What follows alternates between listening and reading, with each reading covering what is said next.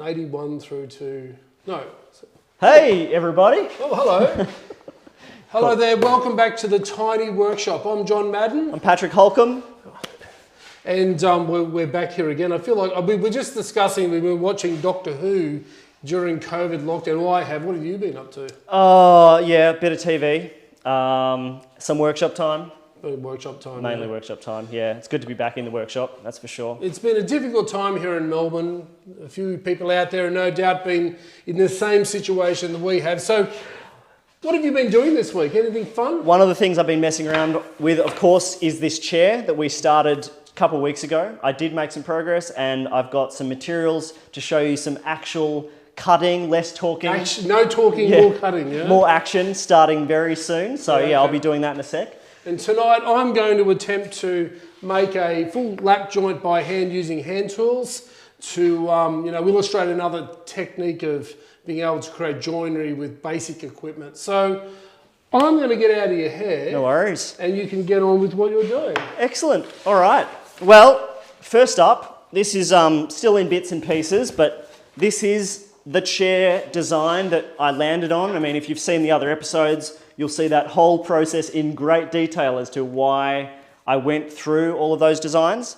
But what I'm going to focus on today is making that key joint where the leg meets those two rails. So it's a three-way joint using 42 by 42 pre-dressed timber from the hardware store that is comprised of this leg section, which is rebated on two sides.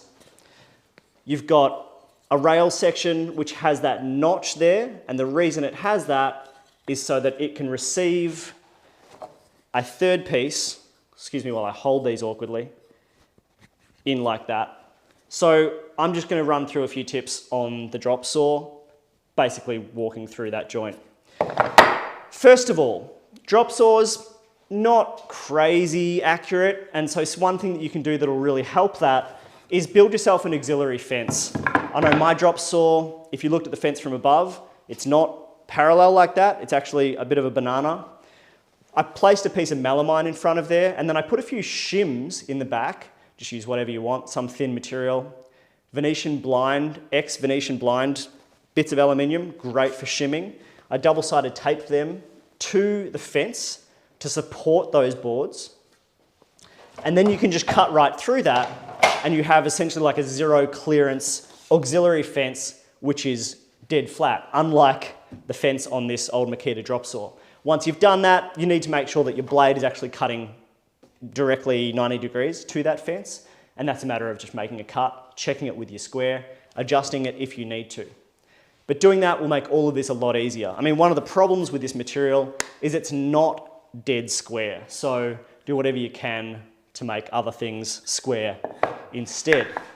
So, first up, I'm just going to measure out one of these pieces at 450 millimeters. That's the length of my leg. If you're using pre-bought, pre-dressed hardware store timber, never just measure from the end that they've cut. Always cut your end off first, then make your measurement. Their end is never any good. Don't trust it.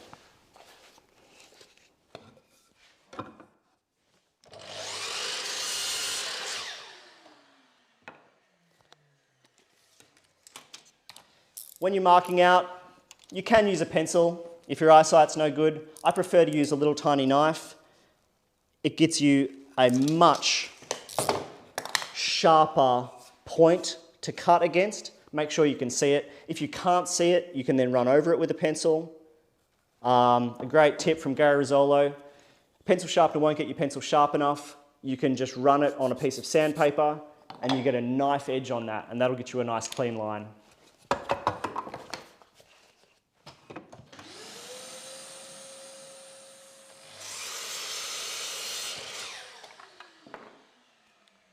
So now we have what is going to be our leg. We need to mark out where this joint's going to be. Now the way I've designed this, I have 19mm sticking out of the top of this joint, and the seat will sit in there and it'll be some 19mm stock. So that's why my rebate is going to start at 19mm. The best way to do that, use the actual stock that you're going to use the seat for to mark out that first line. So I'm going to place that on a flat surface, use my pencil, which I've sharpened, as I mentioned, draw that line, and that's exactly, it doesn't matter if it's 19 mil or not, it's the thickness of the stock we're using. So that's the starting point. Similarly, we want to use the rail material to mark out that rebate. One thing I found with this stuff is there could be up to 1 millimeter of difference, which is horrendous and makes it very difficult to build furniture. But rather than just assuming it's going to be 42, it won't be. It'll be something slightly different. So, well, use this, which is going to be rail. I'm going to write rail 1 on it. I'm going to write rail 1. I'm going to just put a 1 on that as well. And I know that these two go together, and they will always go together. So once I've cut this joint, it'll be for this piece. That's the way they're always going to fit, even if all of these pieces are not exactly the same size. Okay, that's marked out, and I want to do the rebate. Now, you need to be able to use a depth stop on your miter saw. Mine just flips out like that, and it means instead of the blade going all the way through the bed, it stops just here. I've set that height so that it just barely touches this piece of stock here, which is just a piece of ply that I've chosen. And this is, 29 millimeters thick. The reason I've done that is because that leaves me a really nice sized rebate of 13 millimeters from my 42 mil stock. So 42 minus 29 is 13, I believe. Pretty sure that's right. But you want to make sure that you're not sending your saw to the full depth of that cut, because we want to clean it up a little bit with the chisel. If you send it too deep, the bottom will be super rough and it won't make a good join. So send it not all the way down. These machines have a lot of flex in them, and if you put a ton of weight on here, you'll be able to influence how deep the blade goes into the timber.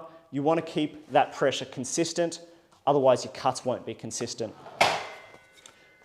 The reason this spacer is here is because the way these sliding saws work, if you go all the way to the back and you're trying to make your rebate there, the curve of the blade means you're not getting a flat cut there. It actually curves up there. So you need the deepest part of the blade to be able to engage the timber the whole way through the cut, which is why I placed that spacer there, as well as depth stopping the saw. I'm going to start doing my cut. I'm going to start at that 19 mil line. I'm going to do a series of cuts until I'm right near that other line, but haven't cut it yet. And then I'm going to do a series of creeping cuts where I just move it ever so slightly until I get a perfect fit.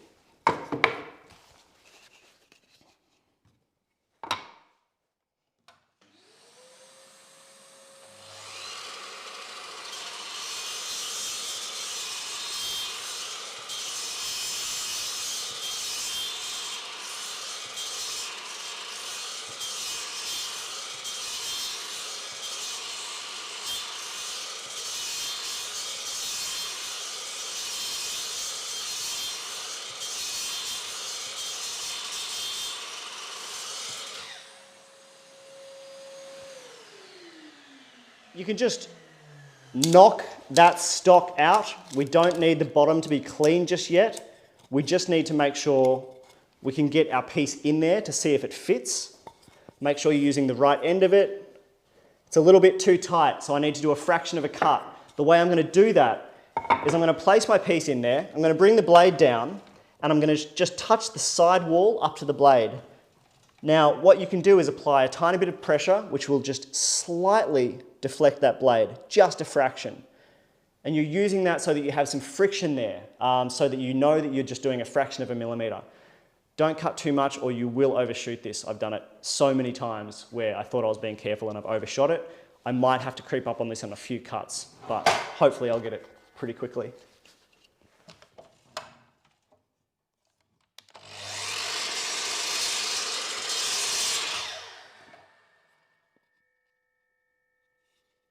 That's actually perfect. I expected to have to do another one, but I have been doing this all week, so, got pretty good. Okay, that is the dado cut. We're going to go to a really quick break, and then after the break, I'll show you a really simple method for cleaning out the base of that join.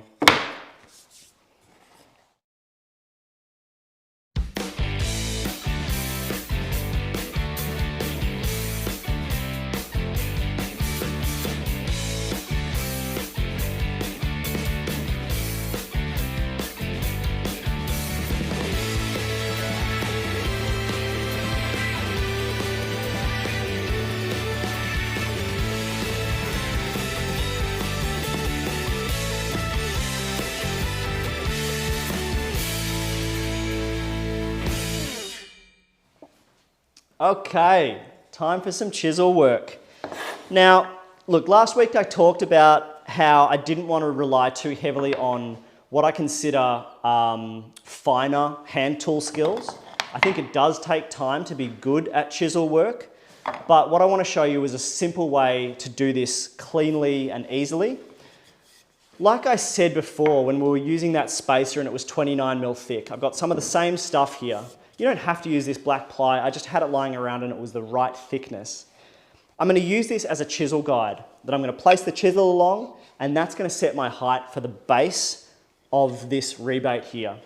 So, I've got the rebate, I've got my guide, and I've got a bash plate, which is just a piece of timber behind there that the chisel can run into. It means I can hold it more safely and not run the chisel into my fingers, which is a very real concern. So just because using a chisel seems quiet and slow, it doesn't mean you can't do real damage with them. So, I'm going to clamp that together to make sure it doesn't move. Ideally, you want it to be on a pretty flat surface, which is why I have this piece of ply here. And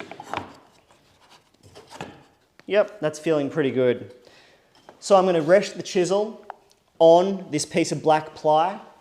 I'm going to use my thumb to apply a bunch of pressure, and I'm going to just push it forward into that material to get a really perfectly flat base.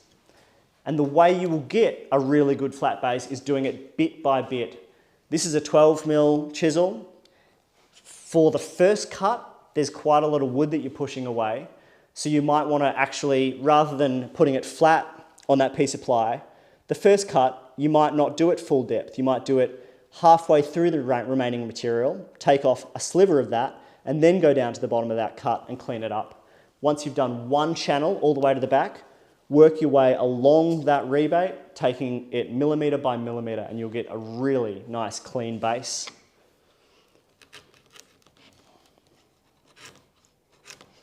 Another thing you can do, if you feel like you're ramping up slightly, which does happen, is you can flip this around and do that from the other side.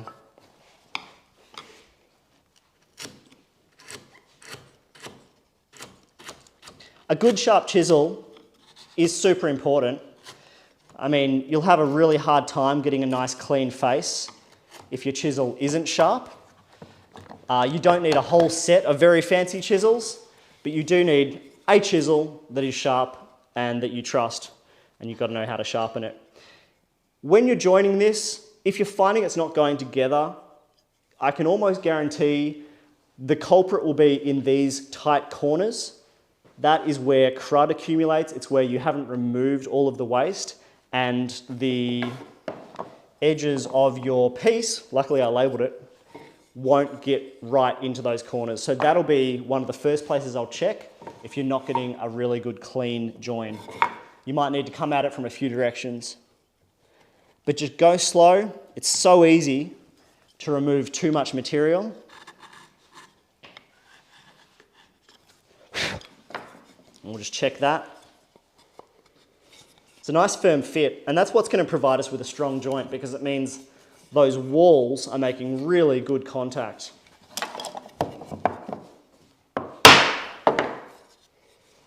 That's looking pretty good on this side. Looks a bit sloppy on that side, but I don't want to focus too much on accuracy right now because I've got a lot of stuff to show you. I think that'll do for now. What I would like to show you just quickly is just a tip for gluing these up. This softwood is so absorbent, and especially this end grain here, it is inherently a terrible glue surface for two reasons. The end grain tends to just soak up glue like a sponge, and then when you go and glue it together, the glue is all absorbed into the joint rather than staying in those two faces. Also, because all of the fibres are facing this direction, you don't have a lot of fibres lying side by side that provide a good glue surface. Luckily, because we've got three faces which are all providing a nice tight fit, that will be a strong joint. But what I would recommend doing is applying some glue to this end grain. You can be generous with it, spread it out evenly, and then I'd like you to leave that to sit for 5 minutes or so until it goes tacky. You might find that you need to add a little bit more. I think generally this is called sizing with glue, and it means that you're allowing the timber to pre-absorb some material. It's worth doing it on the inside of these bits too, especially the end grain. You'll find that the long grain won't really absorb glue in the same way, but on softwood it's still worth considering. And if you do that, spread that around, leave it for a few minutes before you clamp it up, you'll find you get a much better joint. However, it is worth noting, when you add moisture to end grain like this, you're inherently going to have some swelling, which will mean that that perfectly firm but movable joint that you made will suddenly be really tight, and you might need to apply pressure rapidly once you get that joint together, because you just won't be able to get it in there. So I would recommend having everything lined up and a clamp that can provide ample pressure if you are going to do this. You'll be amazed at how difficult that gets if you get that halfway in and you don't get it pressed all the way in. So that has absorbed some glue. I reckon I'll put that together now. Watch me struggle. This is the fun bit to do live because something always goes wrong. You also want to make sure that the edges are where you want them to be, because once that's together, you're not going to be able to move it. Even now, I probably wouldn't be able to move that. It's nice to have a clamp that does in fact apply parallel pressure, otherwise it's really easy for this joint to skew. So I have a damp rag here. It's worth cleaning up all glue as early as you can. It's a lot harder afterwards, and if you leave glue on there and you try and put some finish on there, it'll show up and look terrible. This is just standard PVA. If your joints are really atrocious, you could use an epoxy, but PVA will do a great job on this. I'm going to leave that for now, and we're going to head to a quick segment where John has some tips, and I'll hand over to him and let him teach you something.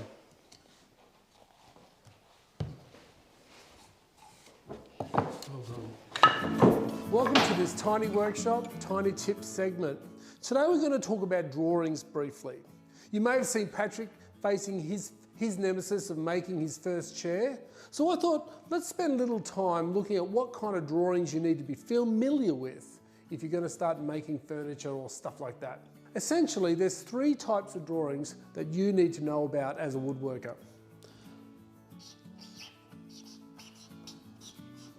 The plan drawing. The plan drawing is a bird's eye view of the project you're making. So imagine we're making a credenza. From the bird's eye view, it looks like that. Let's say it's 600 deep, 1800 long. That's your plan view. The next important drawing is the elevation, which is the vertical view of the piece you're making. So our credenza looks like this. 2 sliding doors, 2 drawers, 900 millimeters high. And the third type of drawing that you would consider is a detailed drawing. So in this case, we have a detailed drawing of a drawer.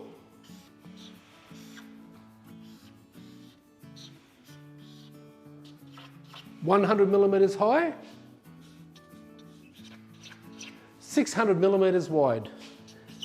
A detailed drawing. So now you've got your 3 essential drawings, your plan view, your elevation, and your detailed drawings. How are you going to manage these while you're making your piece? You don't want them lying around as loose pieces of paper. They'll get damaged or they'll get lost. What I like to do is to tape them to a board.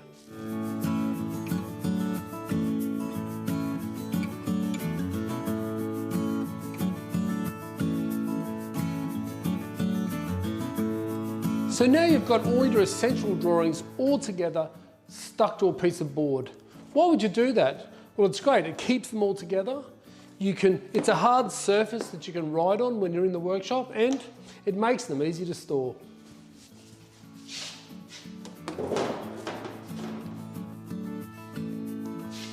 Thanks for watching the Tiny Workshop Tiny Tips segment.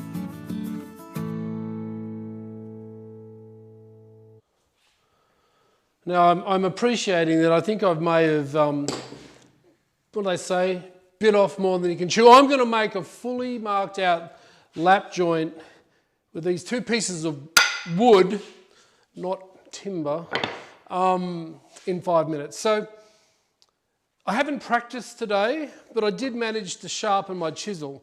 Because what happens when a lot of people get into woodworking, they go down to the hardware shop and they buy some of this pine and they think, it's cheap, so therefore it must be good. Well, actually that's sort of not true, but the problem with radiata pine like this is that it's very coarse and you actually need a really sharp chisel in order to cut a proper joint. Now, this chisel's pretty sharp. It's not Rizzolo sharp. It's probably more like John Madden sharp, but I'm sure it'll do the job. So I've got all my stuff. I'm going to lay this across here. So the first thing I will do is just draw a line across the piece of timber where you want to lay this particular joint. I'm just going to, we're not making anything in particular here. We're just making a lap joint. And continue that edge, that line, over the edges like so. I might add too, and I think that Patrick mentioned it earlier, that this stuff's not square when you buy it. So I have run this through the machines to clean it up a little bit. Just important to do that, otherwise your joinery will not fall together. So once I've got this line, I don't know if you can see that there. Can you see that there? Yeah. I'm going to use the other piece of wood as the actual gauge of how wide the joint will be. Rather than trying to measure it, you can't measure that accurately. It's better to actually use the other piece of wood. And like Patrick earlier, I'm using a knife as well. Pencils are for builders, not for furniture makers. So, not claiming to be a great furniture maker or anything like that, but let you know. You will not get a tight joint. So you want to lay this first piece of timber right up over that line. So it almost obscures it. I can't define that exactly, except excuse it, yeah? So lay that there, and then just take your knife again and just mark it on the back side. Mark it out across the joint, working off this. Work off the top edge. It helps with your accuracy if you do that. I love this old square. I don't even know where I got it. It just appeared in my life.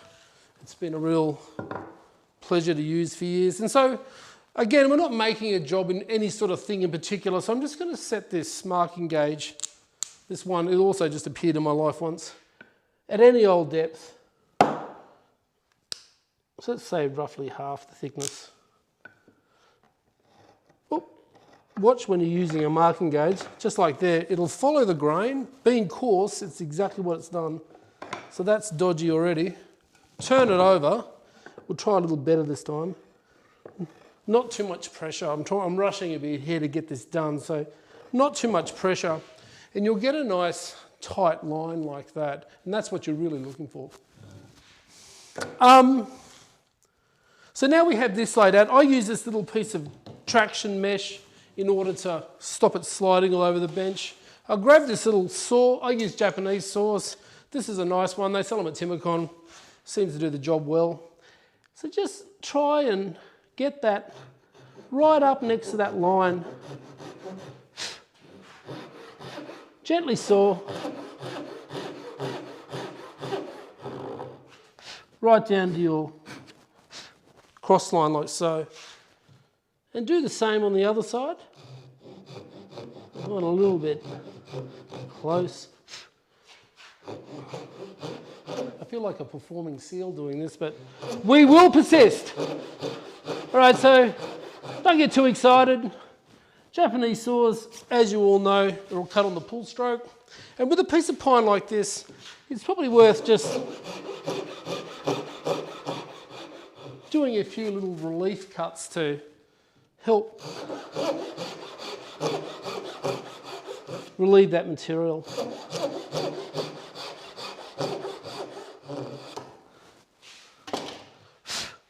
like so. Now what I'm going to do is clamp this to the bench so I can whack it with a chisel. Where's the clamps gone? Oh, here we go. Look at that. Magically waiting.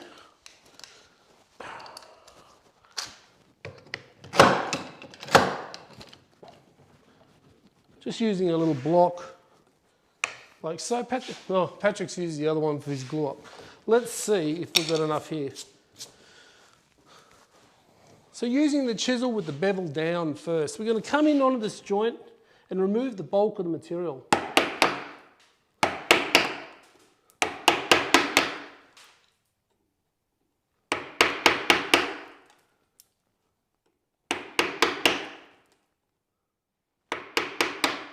Stop about halfway. If you stop about halfway, it means you won't tear the back out. If you go right through, you can pull the back side of your joint face out, which is not cool. So come a little closer so we get a better grip.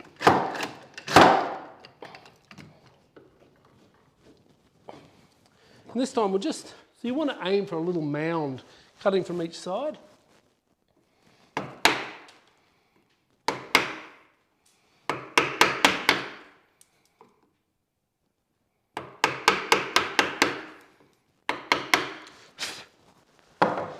And once you removed all that material with the bevel down, you just turn your chisel over. So you've got the flat of the chisel back down. And now you can move through and remove that excess.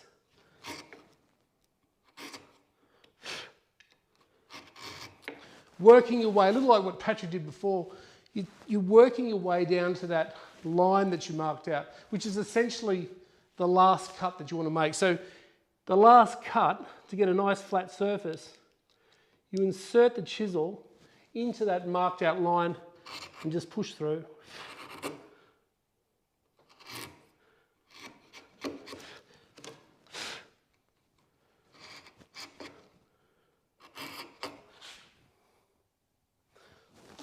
Looks okay.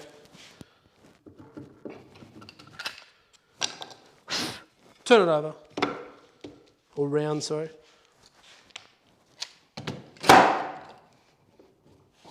Do the same again. Using the chisel. It's not a Rizzolo sharp though.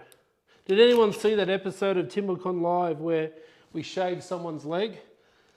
That was Rizzolo sharp. We'll do that again one day. Hopefully next time someone will watch the program, but we'll see. Okay, so we're just doing that. Get it flat.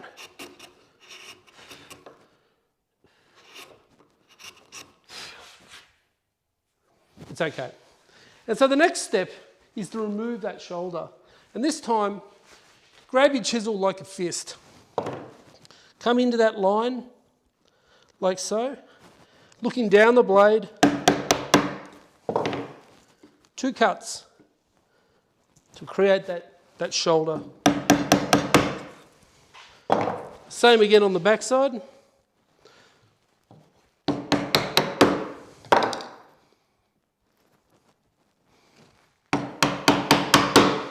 This is when you know if your chisel's sharp or not, because pine will just tear, it won't actually cut.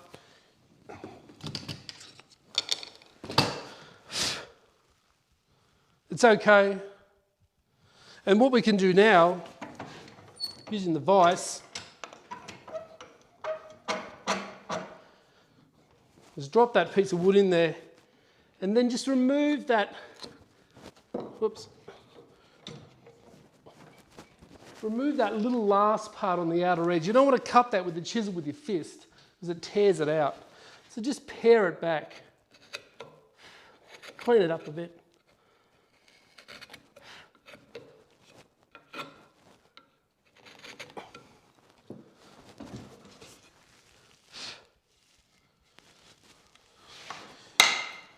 If we had more time, you could get in there with a little square and make sure it's all super accurate, but I have done this before, so I'm hoping that I can wing it. But it's more about pair in from each side so you don't tear that. outside edge. Let's clean that up a little bit. It's not bad, but I don't know, slightly over 5 minutes. Okay, so will it fit? Well, yeah, it fits okay. It needs a little bit tightening up, but you can see essentially that that's actually holding together without glue. It's pretty tight. So the way to get tight joinery by hand is to use a knife, use a scribe, using a little square and a sharp chisel, and probably taking a little bit more time than I did to do this. So anyway, that's my little demonstration of how to do a lap joint. What do you think, Patrick?